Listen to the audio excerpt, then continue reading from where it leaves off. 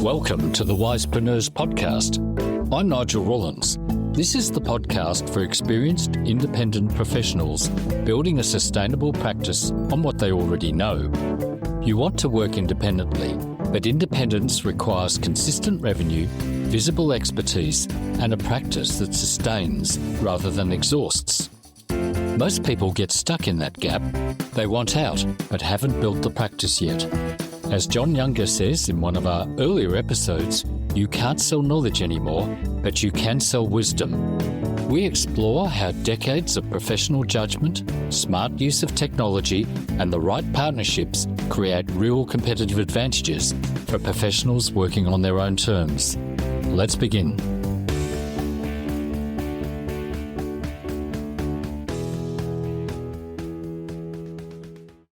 My guest today is Kay Sargent. Kay has spent more than 40 years as an interior designer.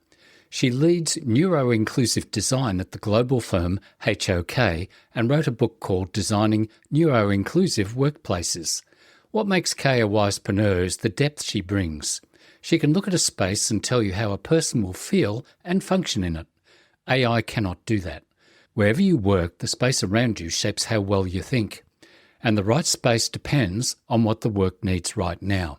This is the Wisepreneurs Podcast. I'm Nigel Rollins. Kay, welcome to the Wisepreneurs Podcast. Can you tell us where you are and something about yourself? Sure. So right now I happen to be in Virginia. I live about a half a mile away from George Washington's house. I am the closest house to that, right outside of Washington, D.C. And I have been a practicing designer for over 40 years.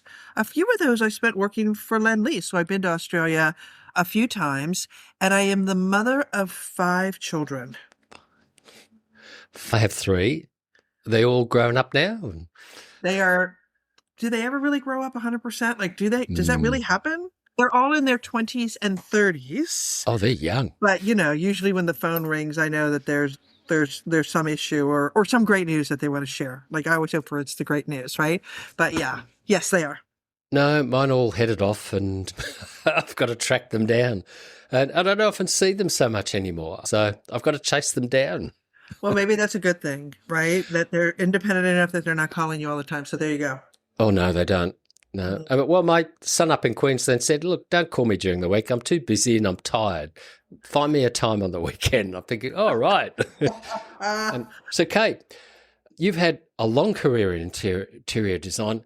Yeah. And the interesting thing that I read about and heard about is that a client once asked you a question that you couldn't possibly answer about how you design a space for somebody with ADHD. That was a question that sort of stumped you. Can you walk me through what happened after that moment and what it felt like after all those years as a designer, that there was this huge gap that you hadn't seen? Yeah, so I will say that at that point, I was probably 30 years into my career. And at that point, I knew that one of my sons was ADHD and OCD. So I knew what the term was. I would say that 10 years ago, not a lot of people knew what neurodiversity was. And so, but, we were leaving a meeting where we were dealing with, they have millions of square feet all over the world. And he kind of casually said, oh, yeah, by the way, how do you design for someone that's ADHD? And I had an okay answer. I didn't have a horrible answer, but it was very much towards the hyper side, meaning people that can't handle too much stimulation, where his son was more hypo, and I didn't really address that. And so I wanted to have a better answer. And so I started to do some research. And what I found was there's a ton of information about why you should hire people that are neurodivergent, but almost nothing about what to do to create a work environment that would help them be successful. And as a designer, I truly believe that the spaces that we design can have a significant impact on people. But if you don't really understand is that a good impact or a bad impact, then you're guessing, and that's not good enough. So we started down kind of a little rabbit hole, and we wrote one report and then another and another. We did a bunch of studies, and we were issuing reports. We are still doing a bunch of research on this topic, and I don't think it ever ends. I think we're doing multiple actually right now. And it's been absolutely fascinating to see how this subject has gone from, what are you talking about, to something that is far more commonly known and embraced and seen as far more significant, and is creeping into every sector of design that our firm is doing. Okay. I'd like to ask you about your firm, because obviously that question was asked in a context of where you work. Right. You work for a company called HOK, is it, or HOK? HOK. So could you explain where you fit into that and who they work with? Yes. Okay. So HOK is one of the world's largest architectural firms. It was founded in 1955 by Hellmuth, Obata, and Kasselbaum. And we have 28 offices around the world, about 1,800 employees, and we are a multi-sector interdisciplinary firm. We do airports, hospitals, sports arenas, you name it, we design it. And I am on the interior side. So my title is the Director of Thought Leadership for the interiors team. And before this, I think I've been with the firm 10 years now, but before that, my title was the Director of Workplace, meaning I worked with a few other individuals that oversaw our big corporate accounts. So we work with a lot of companies that have millions of square feet all around the world, and they don't like a lot of surprises. So we tend to do a lot of thought leadership about what do we see is coming, what's happening, what do our clients need to know. And it was in that context that I was really asked that question. What your company does is designs the buildings and then fits them out. And your role is in the fit out? Yes. So we are purely a design firm. We're not a construction company, but we're purely a design firm, and we design a whole variety of spaces. So we do design base buildings, we do tenant work, we do, you name it, we probably do it. And my role really is to work with our teams, really kind of now in almost every sector, about what is coming, what should they be thinking about, what do our clients need to know, and how are we incorporating those things into all the spaces that we're designing and creating for them. So what sort of companies are engaging HOK? I mean, are they companies that think about the sort of work that they're doing or want to be doing in those buildings? One of the best examples I can say is that we just finished a 500,000 square feet for KPMG, their U.S. headquarters in New York City, and it was designed to be neuroinclusive, one of many elements that it was designed to be. It was designed to be new ways of working. It was designed to be as, equitable and address diversity and inclusion. And part of that is neuroinclusion. So I got very, very involved in the beginning about helping to kind of educate our clients, setting the goals, helping them understand kind of what is even possible. What are we talking about? Why is this so important? And then how do we integrate that into the design process so we can create spaces that are truly going to help your people prosper? So say, for example, in the KPMG one, we're talking about people who are working with their heads, knowledge workers. Is that always the case, or do you have different examples? Yeah, we do all kinds of stuff. So I think one of the biggest reports that we just put out was about sports and athletes and the percentage of athletes that tend to potentially be neurodivergent, and how are we creating spaces where they can thrive. You think about an athlete and how much money is put into making sure that they are at peak physical performance. But there's a reason they say, get your head in the game, because a lot of that is a mental game, and understanding, how you function, not only with sensory stimulation and cognitive perceptions, but all of those things impact how we function as individuals. And so if you really truly want anyone to be at their best, whether it's a traveler, whether it's a pilot, whether it's an athlete, whether it's a worker, whether it's, a tech worker, whether it's somebody in a factory, we need to make sure that we are creating spaces where people can truly function and thrive.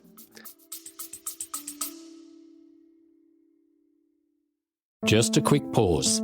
I've put together 2 free assessments for experienced professionals. One helps you map the professional judgment you've built over your career, and the other helps you audit your reputation and readiness for independent work.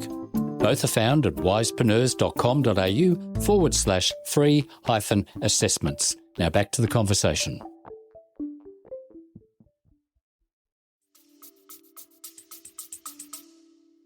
And I think that's really fascinating, isn't it? Because you can imagine 50 years ago, in an office, you might have had an old wooden desk and an old chair and you had to do your job. And now today, it's almost like, I know it sounds awful to say this, but are we mollycoddled today? I mean, are we being looked after too much? Or is this a very different world we're living in? Yeah, it's a very different world we're living in. Yeah. 50 years ago, you weren't barraged every 10 seconds with some kind of a tech alert or an email popping up or some signal or whatever. We are living in a different world. And it used to be, even 40 years ago, and I'll just use myself as an example. 40 years ago, when I came out of school, we were just really starting with computers, but you didn't have fax machines, you didn't have cell phones, you couldn't really work that much on the weekends because unless you brought stuff home and you were drawing or thinking, writing or whatever, but you could not be accessible 24/7. Now you are, and you are being barraged. And I think every generation, there's a lot of conversation right now about how the younger generation has been, literally their brains have been rewired because of social media and technology. But it's not just the younger generation that is impacted by that. It's every generation. And so we are literally being assaulted today with information and sensory overload and all of these things that just are making it much more harder for us to really kind of get in that zone or that sweet spot where we can perform well. Yes, and that is the big reason I wanted to speak to you about, how do we keep our cognitive productivity going? And it's not always going, because sometimes we've really got to take time out and rest. And thinking in terms of the environment, I'm very lucky because I live in a it's an older house, but it's fairly open and I have a lovely garden. Native garden out the front, outside my window, and at the back. So, when my head's had enough, I can go for a walk up over the hill and see the bay, or I can go out into the green outside. But if you're working in a building all day, that gets difficult. So how do you cater for that? Yeah, I think we really kind of have a whole process about how we need to address this. And part of it is environment, part of it is operations, and part of it is adjustments, right? There's kind of a three-legged stool approach. So there are a lot of companies right now that are rethinking their onboarding, and they're thinking about their policies and their procedures and when you have to work and where you have to work, all of that stuff. Those are operational things. But if you are just addressing that and you're not addressing the built environment, you're taking a freshwater fish and you're throwing them into salt water, right? So you have to address the built environment. You have to give people some options, a little bit of choice. We need to think about, are there different zones? And I think the problem is, over the years, what we have created is kind of this one-size-fits-all that we're trying to design for the average person doing the average thing. And I just don't know who that is anymore. And that's the number one mistake, is we are not all the same. We do not all function the same way. Some people do not thrive being at home by themselves. They need to be stimulated. They need to be around people. They need that energy, right? And so I think we all assume everybody functions like us, but they don't. And so I think creating some options and choices is important. And even if you address the operational things and you address the environmental, if you are not accommodating individuals or meeting them where they want to be met, then you're doing a disservice. So you might want to listen to music all day. Somebody else can't handle music. It's too distracting, and they have to have headphones where they can block out all the sounds. Other people just can't handle that quiet. And so they need, maybe it's ear pods, so they block out a little bit of the background, but they still get that energy or buzz. And other people can't have anything touching their ears at all.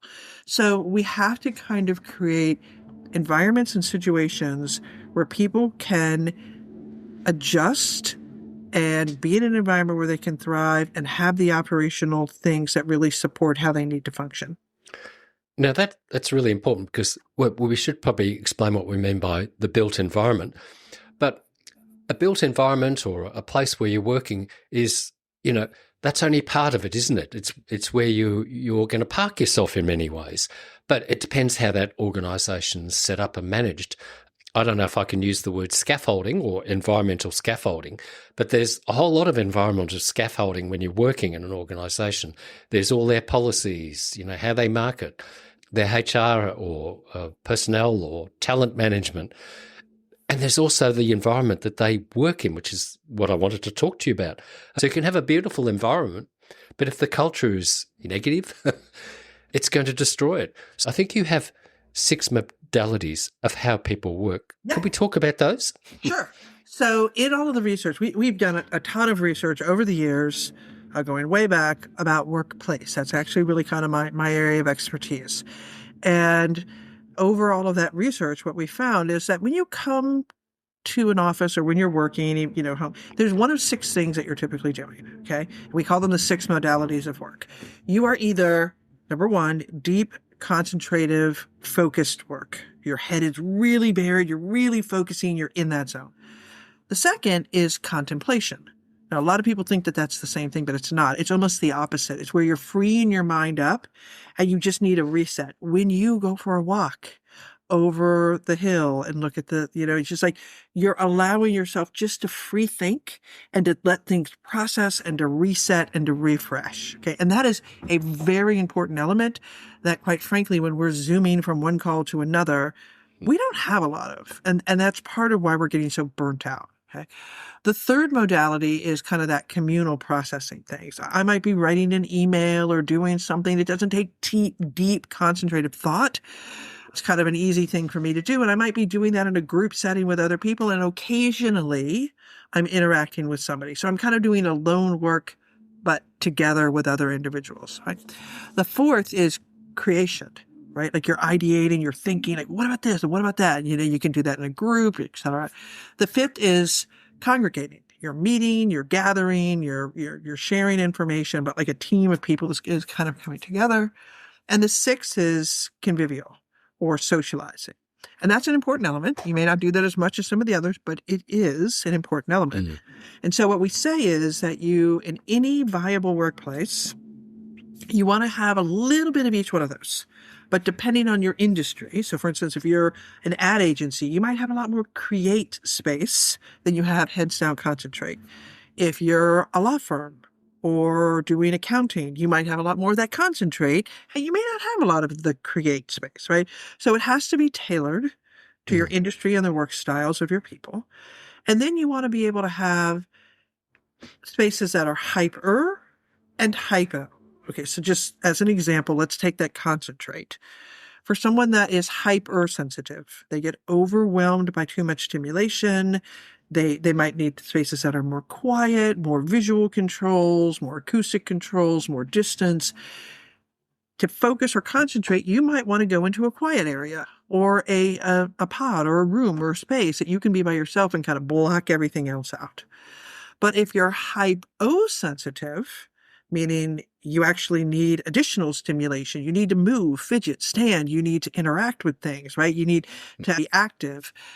Being in a closed box could be really uncomfortable for you, and you just might want to be off to the side where you can kind of fidget or move. I think the best example of hyper and hypo is when you think about in a social space, areas in the middle for those social butterflies where everybody can come together and it's like a big team table and everybody's there.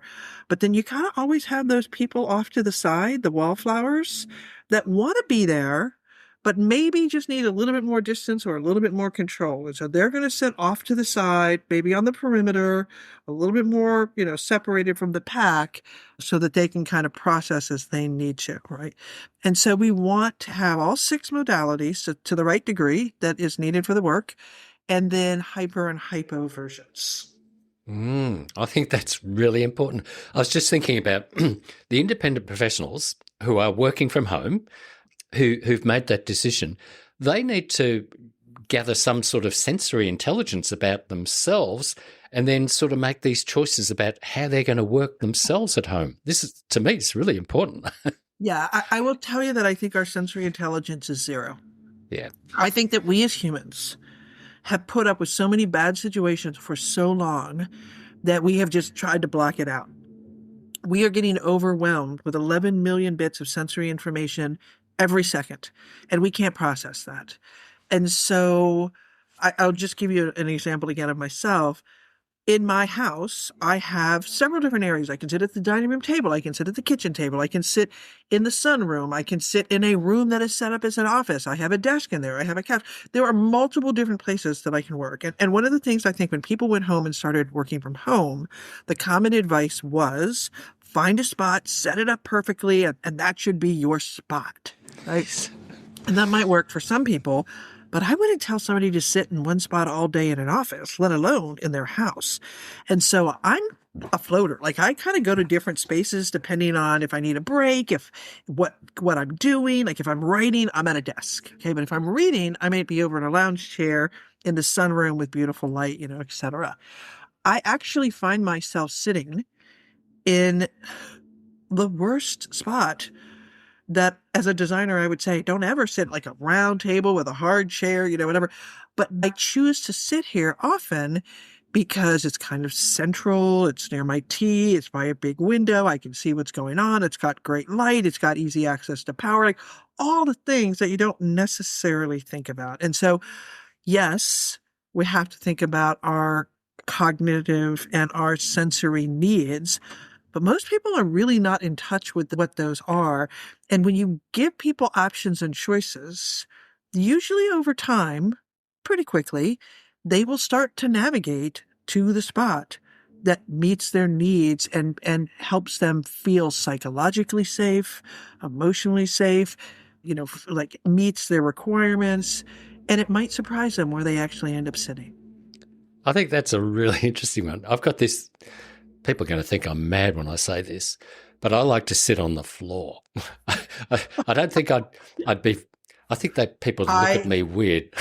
I admire your nimbleness. I think I would be afraid I wouldn't be able to get back up. That's why I do. But that's the main thing about as you get older, you have to be able to get off the floor.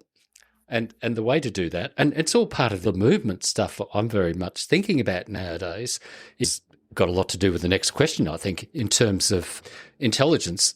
Yeah. Isn't just in the brain, it's in the body and in movement. And that's why I want to talk to you a little bit about, you talk about neuroaesthetics and embodied cognition. So the physical environment, is not just a container for work. It's also part of how we think. Can you talk a little bit more about neuroaesthetics and what that means in practice and design? Yeah, we're actually about to come out with a big report on that, so I'm more than happy to talk about that. Oh, good. Neuroaesthetics is really the study of how the brain responds to art, beauty, and the built environment. And I think that, the brain and we are the product of millions of years of evolution. And I think, our response to space and to the environment is hardwired into our DNA. Mm-hmm. And we need to really understand that those spaces that we're designing are absolutely having an impact on people. When you walk into a space, you have a physical reaction and an emotional reaction immediately to that space. Before you can even process all of those things, we are sensing danger. We're sensing preferences. We're sensing what's going on. We're assessing where is our escape route? What do we do? And so I think for many years, it was thought that the environment and the body and the mind all were separate units, right? But the embodied cognition theory is that they aren't operating separately. They're really working as a single system, and they are all interlocked. And that, you are having a physical and emotional and mental reaction to a space the second that you walk into it. And I think as designers, we take that really seriously, because what we're doing is not just what I like. And I want to be really honest about this. We are at a time right now where artificial intelligence has led a lot of people to question, well, why do I need to hire a designer? I can just have ChatGPT put this in and do it for me. And if all you care about is how something looks, and it may not even look great, then you knock yourself out. If you care about how a human being would feel in that space, function in that space, and respond to that space, then hire an interior designer that truly, truly understands how we as humans are responding to certain things in the built environment. So a lot of our research is around what is impacting people in spaces and how do they respond to that, and what are our preferences. And so I find it fascinating. I would bet that there are more neuroscientists right now that are interested in the environment than there are designers interested in neuroscience. And quite frankly, I think we need to clue into that a little bit more, because we are not just designing a space. We're designing, how a person is going to function. And if we want to create spaces where people can thrive, you really need to understand how people are going to physically, emotionally, and mentally, cognitively respond to that space. And that's exactly why I wanted to talk to you about, because, for people like me who are still working in a way, I work in my own way. I'm reading, I'm researching, I'm writing about things that interest me. So I want to be able to be cognitively alert. So if my space is exhausting me and affecting me, that's really important. So you mentioned AI there in terms of design, that AI can create beautiful looking spaces. But there's a thing called the verification bottleneck, because AI can bang out heaps of designs, and as we know, it can bang out heaps of writing and material. It's very empty in many ways. So the cost of generating is zero, basically. You can have a $20 a month account and generate heaps and heaps of things. So Nigel, the cost... Can I pause you for a minute? Yeah. You're not thinking about energy cost. You're not thinking about water cost. There is a hidden, it's not even hidden. Yeah. There is a cost to AI that at the end of the day is exorbitant. And we are not thinking about that. We are not thinking about the e-waste that this is all generating. We are not thinking about the data centers, what it's doing to our planet. We're not thinking about water, energy, none of that. People think that going on social media is free. It is not free. We as a society and humans are paying for this in a way that we are not thinking about, and we need to wake up to that. And I think on that point, and you're absolutely right, but we also got to remember that up to now, all the information out in the world has had that cost as well, printing of books and all that. But this one is massive, isn't it, in terms of energy use? I guess there's a concern there at some point. We may have to start paying for that. And that's going to be very, very interesting. Will they charge us more? But going back to that point about, there appears to be a zero... You are paying for it, by the way, Nigel. Your electrical bill is paying for it. When they're building these data centers and it's being sucked up, we are paying for it now. We just don't realize it. Let's go back to your point. Oh, yes, okay. Far more fascinating than me. No. I think that's a critical point that we've got to think about and be aware of. So the whole point I was going to try and make there is the cost, even though there is a hidden cost of generating these ideas, the real value that I think HOK and yourself is actually looking at those ideas and figuring out which ideas actually work with humans. AI can't do that. No, and this is kind of what scares me, actually, because, one of the things that is talked a lot about right now, and we're starting to see it's kind of come to fruition, is the junior crisis. Okay. If artificial intelligence can eliminate some entry-level positions, people that are doing analytics or running numbers or crunching data, okay, if you are eliminating those, and if our role then shifts to being agentic orchestration, I am overseeing what it is running and saying, yep, that's good. Nope, that's not. Yep, let's look at it this way. What do I do with that, et cetera, okay? If you've never done it, then how do you know it's right? And I will tell you that as we have been playing in our offices with generative AI images, my reaction after playing with it for a period of time was, it's pretty good on this, but it gets mind locked and it can't pivot because it kind of keeps thinking, right? And I have to almost like flush it and then start over.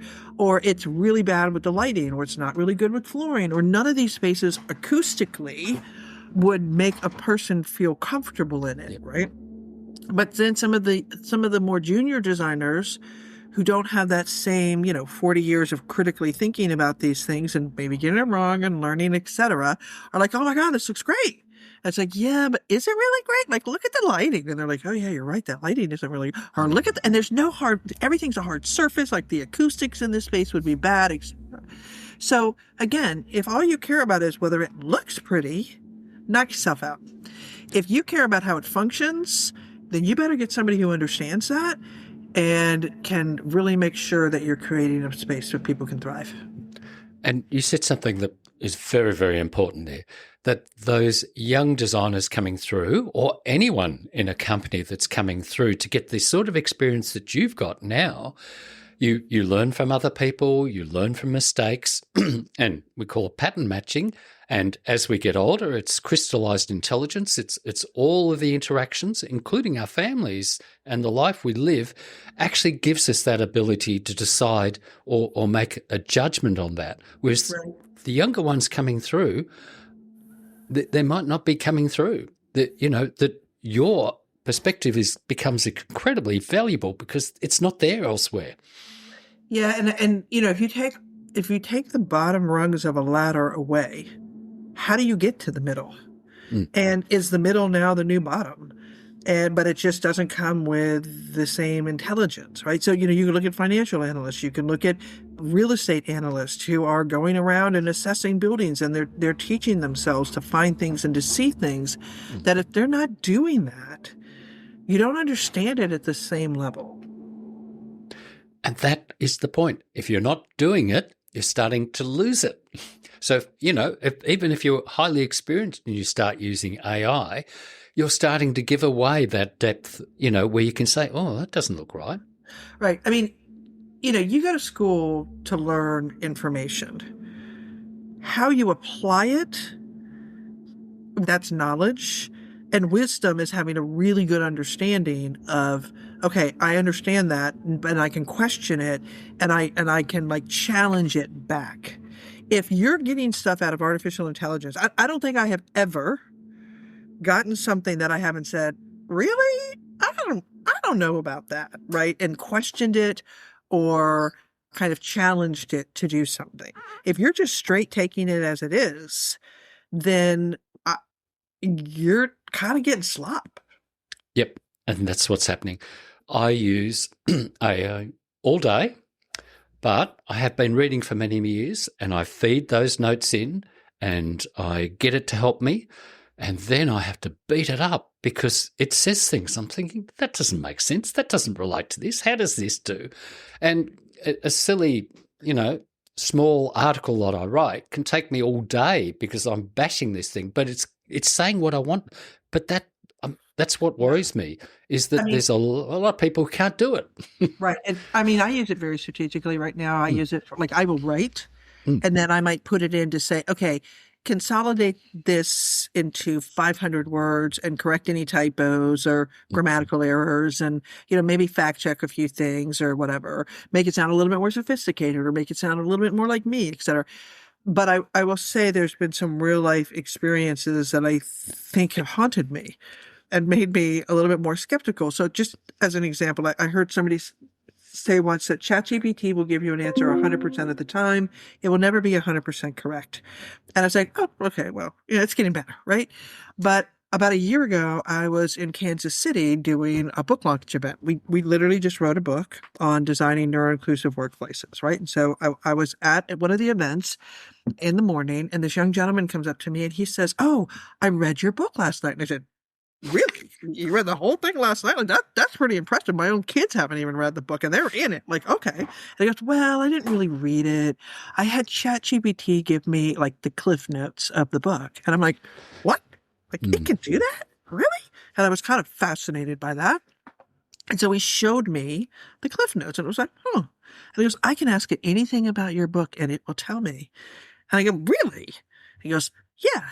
And so he says into his chat GPT, he says, what does Kay say about her son Kyle in the book? Brrr, instantly, there's an answer. And I'm looking at this and I'm reading it and I'm like, wow, that's kind of interesting. Well, I'm like, wait a minute. That's not true. That's not only what and if it's not true, I wouldn't have put it in the book because that never happened. And that's not true. And he goes, really? And I said, yeah, that's not right. And so he then said, can you fact check that and tell me, is that actually in the book?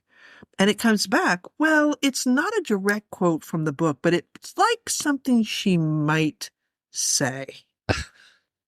Now, this has led to the last several interviews that I have done.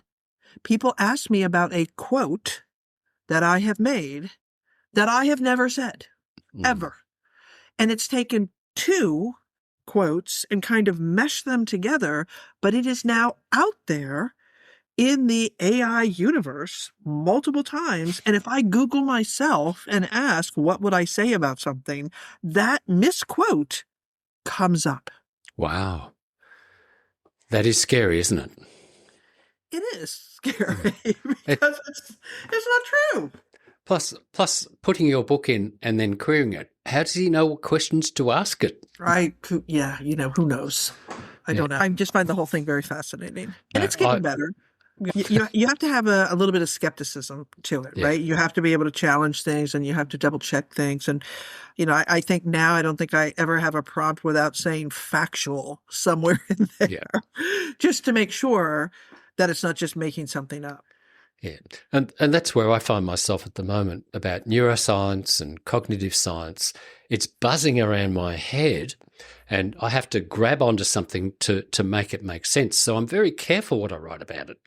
But I do, I do read a lot. And so that's why I'm sitting on the floor in the morning to read, because I'm making sure that I'm not going to go to sleep in a seat or get stiff in my body, so that I can actually read and take those notes, and then I will feed them into Claude that I use and get it to interrogate those notes and look against my other notes that I've had to see how they relate, which is how I look at the built environment.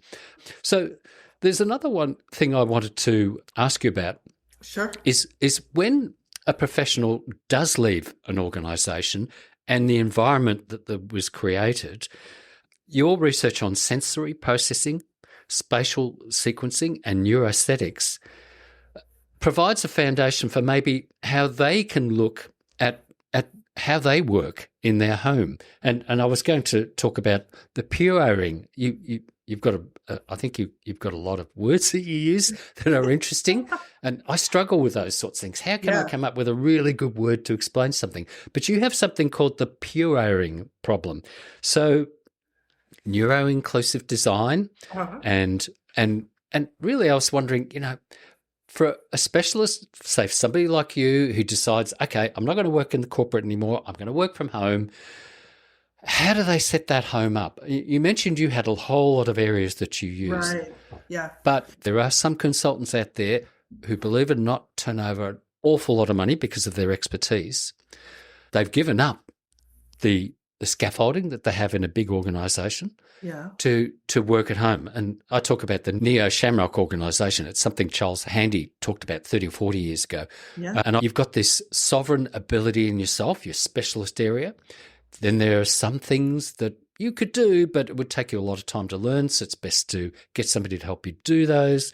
Then you've got AI that can help you and automations. And then you've got your network that can keep you in reality and also provide that social part. But coming back to that, working for yourself at home, and you talk about the pureing, can you talk a little bit what that means to you? Yeah, so kind of 2 different concepts. So I'm going to tackle those separately. Okay, so I'm going to talk about the puree of the workplace and what we are seeing. So often people will say that open environments are horrible. And quite frankly, many of them have been designed very badly. But our research actually shows that more people are bothered by being in small, confined spaces than in open spaces. And when people say open environments are horrible, it's like, okay, what's the alternative? Putting everybody in their own little box again, like going back to, little individual. We don't even design zoos like that for animals anymore. And so we talk about having kind of this ecosystem. I talked about the 6 modalities, okay? And we also say people function better in smaller clusters. And so the more collaborative you are, the more innovative you are, the smaller that cluster should be. The more kind of alone together work you're doing, maybe it can get a little bit bigger, but group dynamics shift around 50 people. So we talk about neighborhoods that have options and choice of those modalities. We have a lot of our clients that have the right kit of parts. They might have those modalities, but when they go to put them in a design into a space, they're just mixing them all together. It is the equivalent of if I made you dinner with a steak and some broccoli and some potatoes and a glass of red wine and chocolate lava cake.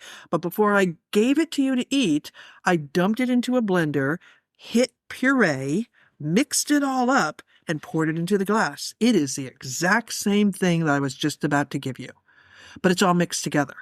And most people would not drink that because it's like, ugh, like you've just totally negated the attributes of each one of those spaces that made them unique and special. Now it's just mush, right? And so if you have the right modalities of work, but then you just throw them all together and have a quiet space 5 feet away from where somebody else is talking and chatting right next to a collaborative space, because you're just mixing it all in there together, you have pureed the office and made it so it's just a bunch of brown blech, and it's not going to work. And that is the problem in most open environments. It's not the concept, it's how it's been executed. Okay. When we talk about working from home, I'll give you a story because, again, I am a workplace designer, but we had several people that kind of went with us on several of the stops that we were making. And one of the gentlemen that happened to do this, he told a story one day at one of the signings, and he said, I've been listening to this, and then I go home and my house is just like chaotic. I have these 2 little boys and they're just running all over the place, and my wife is losing her mind and this and that. And so he decided to take some of the principles that we had talked about in what you can do in the office, and he decided to use that in his home. Get rid of some of the clutter. Have spaces that are zoned for different activities. Like, don't make your whole house like this blah place, right? Have quiet areas and have spaces that are for intense activity. And, think about the colors that you're using and the modality, like all of this stuff. And he applied a lot of that logic to his house. At the same time, his 2 boys went and got diagnosed with ADHD. And lo and behold, they found that his wife also had ADHD, very common. But when they changed their house and implemented a lot of those strategies, he found that everybody could kind of find their own zone, and they weren't overstimulated all the time, or they got the right level of stimulation, and that meant his boys were calmer. That meant his wife was calmer. That meant he and his life were calmer. So these strategies aren't just about the workplace. They really apply almost anywhere and everywhere we go. And I think one of the things I am most proud of is our sports team, our aviation team, our healthcare and hospitality and justice teams, and science and technology teams are all adopting these principles and modifying them to their environments and the spaces in their sectors to address the fact that people that are neurodivergent don't just go to an office. In fact, many of them will never go to an office, but they're going to a variety of spaces, and anywhere and everywhere we go, you should be able to find something where you as a human feel comfortable. Isn't that wonderful, though, when you think about it? Because I think about my young son. He was out of control in year 2. So what's that, a 7-year-old or an 8-year-old? Yeah. But the rest of the boys were. This is in a little coastal country town, so it was really, in those days, very quiet little town. They were off the planet. I took him out and put him into a private school in year 2, which was dead quiet. Now, I was a teacher at the time. I'd quit teaching and I'd had a day in this school and could not believe the peace, the quiet, the ability of these grade 2 kids were able to work. They didn't need me. I was just there. Whereas in this other school, it was like herding cats. And so I asked them, have you got a spot? And they said, yeah. I put him in there. And he lasted a few years before he got kicked out in year 7, I think it was. He didn't last beyond year 9. But he's done 3 trades since then and owns properties, and I think he's highly intelligent, but was not suited for a school environment. And this is what we're trying to do, And people, I know your son's specific situation, but people that are ADHD tend to be outside of the box thinkers. They tend to be very good with their hands. They tend to be bigger risk takers.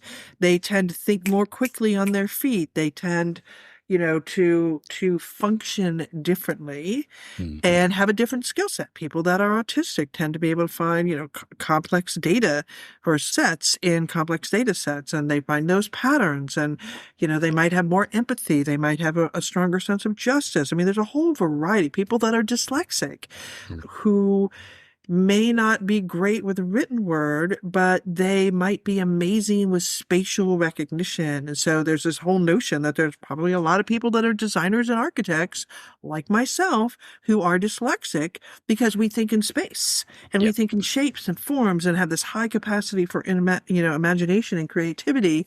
And so people tend to go where their strengths are.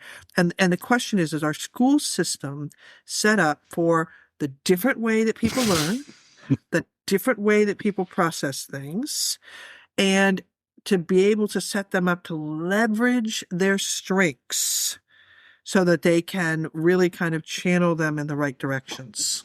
They're not. That's what I saw.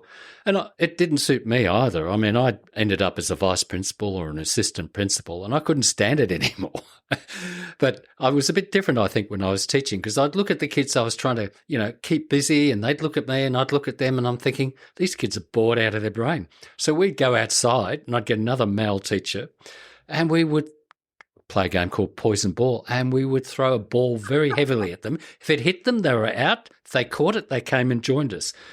And it would be full on wild. I don't know if you can do that anymore, to throw balls at kids really hard, but they loved it. Yeah. Okay, so going back to this, your 6 modalities and the experience that you've had, somebody's hoping, somebody's working from home. What would your advice be, say, a couple of things to unpuree their work from home workspace so they can really focus? Yeah, I think it depends on your own individual situation, right? Some people, to concentrate, need to listen to music, and they need to be, in a busier space. Okay? My son, who has ADHD, I wouldn't let that boy work from home for 5 minutes. He would be distracted by everything in the house and wouldn't be able to kind of channel that. And just because you are ADHD doesn't mean you're antisocial or neurodivergent, right? And so there's a reason that a lot of people work in a coffee shop, because they need that energy, they need that buzz, and they need that vibrancy to kind of motivate them. So number one thing is know thyself, okay? Test yourself in different situations, see where you feel comfortable, and follow that lead, okay? Another thing I think that is important is visual stimulation. So there's a lot of people, specifically women, that get overwhelmed with visual stimulation. So if as a mother of 5 children, if my house is chaotic, I have a very difficult time sitting in the house and focusing on my work, because all these things over here are just this needs to be done, this needs to be done, this needs to be done, this needs to be and so the only way I can do it is to leave, right? And to go someplace else. So you have to understand what your triggers are. Other people, I think almost universally, we always say access to natural daylight and a view can be really key and important. And sometimes it's the ability to get up and to walk away, to get up and to walk outside, right, can be really important. Movement is important. Nobody's body was designed to sit stagnantly in one place for an extended period of time, yet that's what we do. And so anything that we can do to either it's perching or rocking or standing, or be able to have movement every hour, walk up and down some steps, can literally wake up your mind and your body and be very, very refreshing. I think you have to think about acoustics as one of the biggest issues that a lot of people deal with. And so being in an environment where you can kind of have some level of control over the acoustics. Sometimes I like to listen to music. I need it. Other times I do not, and I can't.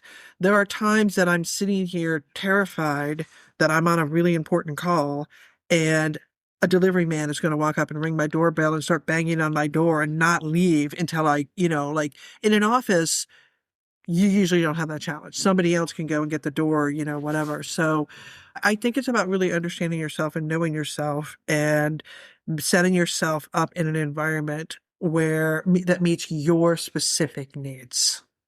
I think that's a fantastic answer.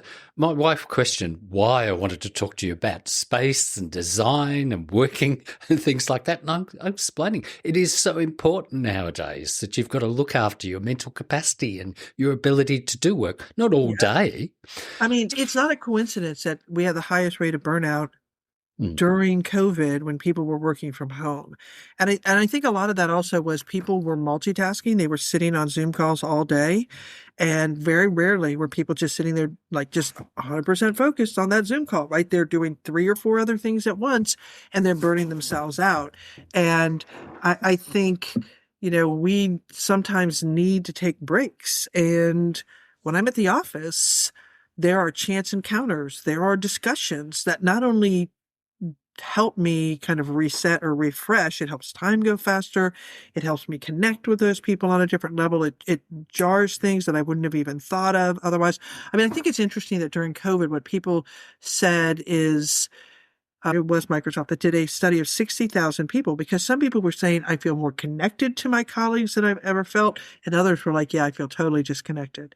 And what they found is that if you had social capital, if you knew people, if you'd been in the organization and you all of a sudden now find yourself working remotely, you had that social connection, that social capital, and you probably were talking more frequently to your direct immediate circle than you might have done before. But the secondary and tertiary links dropped to almost nothing.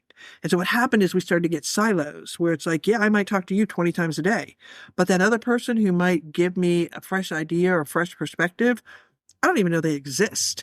And if you're a new person in an organization or you don't have that much built up social capital, you struggled because you may not have had that same connections with people. So I think it's important to really kind of understand how you function, what your job requires, what you need to do, and where you need to be to do it.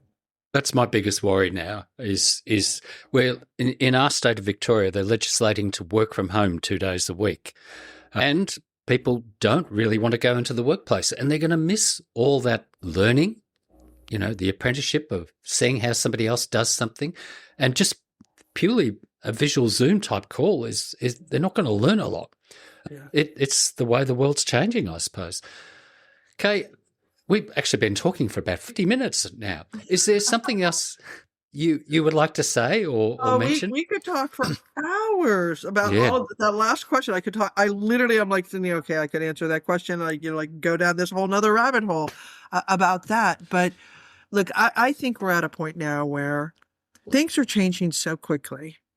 I think we're at a point where work is not working anymore. And we're living longer, we're working longer, we're doing a different type of work, we're burning out faster. I think we need to really think about how do we create environments and spaces and organizations where people can thrive. And I think a lot of the younger generation is pushing back, not because they're lazy or they're not as motivated or they're even disengaged. I think they're recalibrating what they need to survive. And I think that's actually incredibly intelligent and smart. And I really truly believe that the built environment has an impact on every single one of us. If I made you work in a small dark room all day long with poor lit and a bad smell, like it would no question have an impact on your health, right? And so we definitely impact people's mental, physical, and cognitive health. And I think we have a responsibility to understand how to set people up for success, because we are really coming under fire from a lot more angles today, just navigating life as it is. And I think there's a lot more stress. I think there's a lot more uncertainty uncertainty and instability in our world, and those never bode well. If you don't feel psychologically safe, you can't ever thrive at a higher level because your primary instinct is just, how do I survive? Right? And I think right now there's a whole lot of people that are just trying to figure out, how do I survive? And anything we can do to create spaces and environments where they feel more at ease, more comfortable, more relaxed, more in sync, we have a moral obligation to do. And I think that is a fantastic point you've made. The world is very different, and yet we still got that brain from, a million years ago. So we're in an environment that we no longer really control, I suppose you could say. Yeah. But it's happening to us, but we do have some agency. But gee, using it takes a lot of capacity, doesn't it, in many ways? It does. Kay, how would you like people to connect with you? I don't want people emailing you because you're probably very busy. LinkedIn or? Yeah, LinkedIn is great. Kay Sargent at LinkedIn. And I'm not on Facebook. I'm not on Instagram. I'm not on any of those things because, number one, I don't think anybody cares what I'm doing. Number two, I just don't even have the time or the capacity to do that. And the people that I want to connect with, I do. So, but you can always find me on LinkedIn, and we post pretty regularly about a lot of the work that we're doing. And if you're interested in any of the research that we've done, you can always go to HOK.com. And you can look up thought leadership, myself, neurodiversity, neuroaesthetics, whatever, it'll come up and you'll see a lot of this stuff. I think one of the things I'm also proud about is that the firm made a decision early on that there are some subjects that transcend being a competitive advantage and are a moral imperative. And designing for neuroinclusion and neuroaesthetics are absolutely some of those topics. So put it all out there for free for everyone. Isn't that wonderful? Now, we should also mention your book. Yes. Yes. So Wiley published it about a year ago, Designing Neuroinclusive Workplaces. You can also find that on HOK.com, but you can find it at most retailers. And what's really interesting is we're going to be coming out with the audio version soon as well. So for people that maybe are dyslexic or, just don't want to read a book, that's coming out soon too. That's wonderful. Thank you very much, Kay, for joining me. It's been wonderful talking to you. Happy to, and thank you for inviting me, Nigel. Thanks for listening. If today's conversation resonated, two things are worth checking out. The free assessments at wisepreneurs.com.au/free-assessments. They'll help you get clear on what your experience is actually worth and where to focus on next. And sign up for the Wisepreneurs newsletter. Practical ideas for building a practice on your own terms every Tuesday. Sign up at wisepreneurs.com.au/newsletter. I'm Nigel Rawlins. See you next time.